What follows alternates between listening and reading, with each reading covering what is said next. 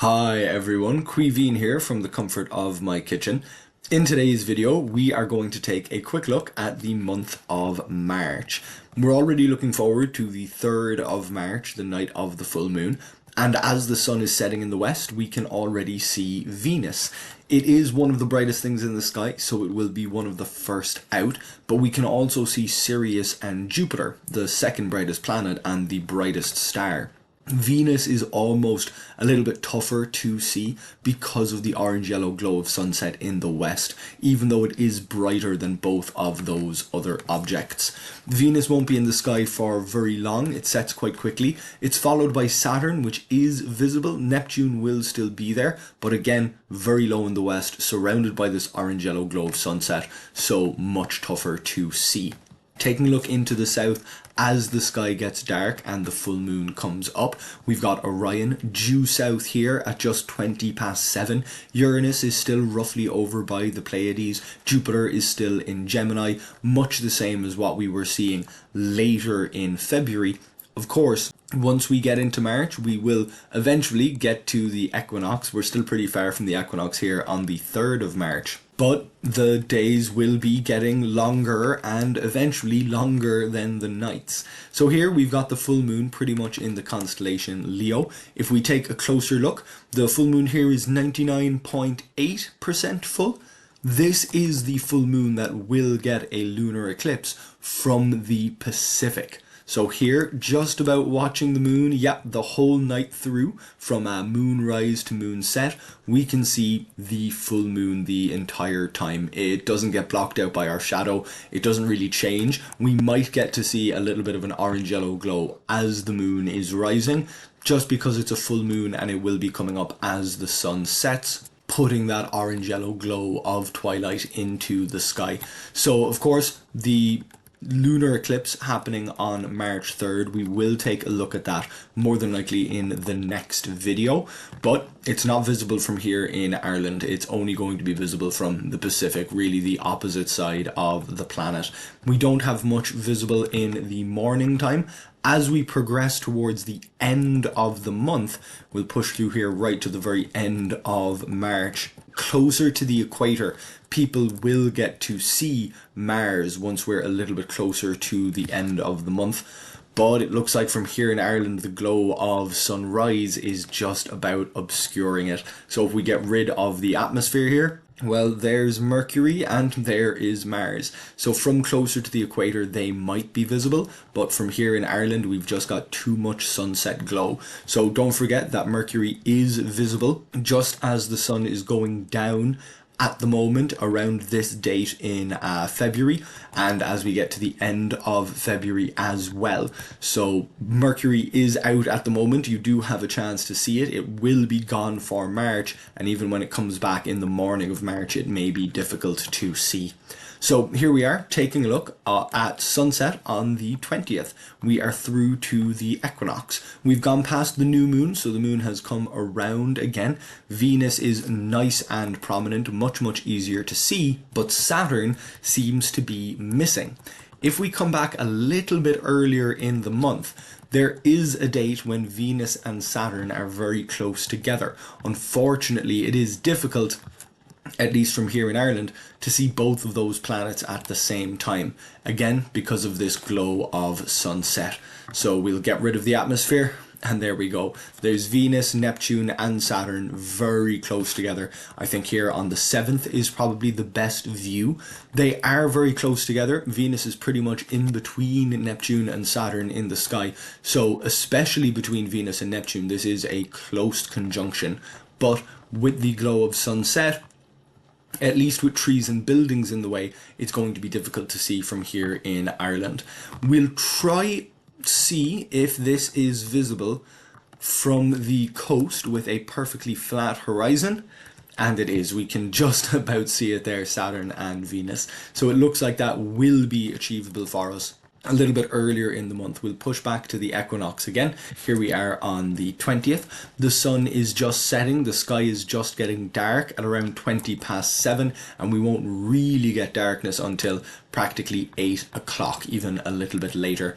So we're finally getting back to the time of year when the days will be longer than the nights.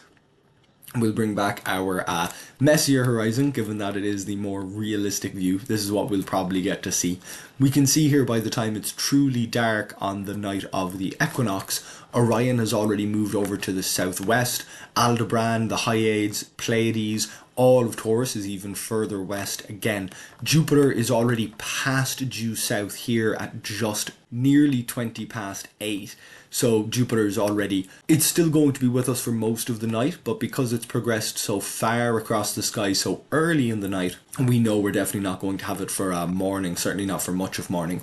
We've got Leo the Lion also nice and clear, fully above the horizon by the time the sky is dark. And as we move forward to midnight, here we are about half past midnight. That's what we'll take a look at first. We can see Corvus and Virgo and Leo nice and high in the sky. The Plough, the Big Dipper, is practically at the zenith there. So once we push through to morning time, it will be past that position. For the majority of February, we were able to see pretty much this view of the sky with the Plough, the Big Dipper nice and high, just as the sun was rising. But now that we've moved that bit later, one more month into the year, we're going to have to wait that bit longer. So we're just getting the glow of the sun coming up there at about 5 o'clock. We'll come back a tiny bit, just 10 to 5, even 5 to 5. So we're really very close to the sunrise at the beginning of the glow of the sun here. But we can see Scorpius is nice and high, Antares is practically due south, and we can see the summer triangle is nice and high in the sky as well. These things were barely visible in any moment of darkness just last month. We're going to head out to the countryside because, of course, if those things are in the sky, the summer triangle and Scorpius, that means we've got the Milky Way, the glow of our galaxy stretching across the sky as well. So we can see here at the end of March, or at least once we're through to the equinox, now we're through to the 21st because we've gone past midnight, we can see the glow of the Milky Way. Again, very early in the morning, we're here at just about 5 o'clock. We can just about see Sagittarius peeking over the horizon there as well. But Sagittarius will get higher as the sun rises and the glow of the Milky Way disappears. So from the countryside, this is still a pretty good view of the night sky. We've got plenty of famous constellations visible. Looking due south, well, nice and high due south, pretty close to the zenith, is Hercules, and next to it Corona Borealis, and then Bootes, so they're nice and high in the sky. Underneath, down here, we've got Antares. In between, we've got Serpens and Ophiuchus, taking up a large region of the southern portion of the sky. Just to prove it, here are the constellations. So we've got Scorpius and Libra, we've got Ophiuchus and Serpens, we've got Hercules and Corona Borealis. Pretty much due south here, just as the sun is rising. And from the countryside, the sky is still plenty dark, that plenty stars are visible, but the glow of the Milky Way is already gone. Even though the brightest stars, like the Summer Triangle and Antares, they're not going to disappear until basically an hour later at almost 10 past 6 here in the countryside. Coming back into the city, we just want to come to, a suburban sky, something like Cork City. Everything has already disappeared at 10 past 6. We'll have to come back to, just about 6 o'clock to still have those things in the sky. Of course, we're not going to get to see the glow of the Milky Way, but coming back to the same time, just about 5 o'clock, here we go. Looking into the south, we can at least still see Scorpius, we can see the shape of Serpens, but of course, looking up towards Corona Borealis, towards Hercules, these constellations are fainter, so there's really only one star of Corona Borealis that's clearly and easily visible. We still have the shape of Bootes, and we still have Spica down here.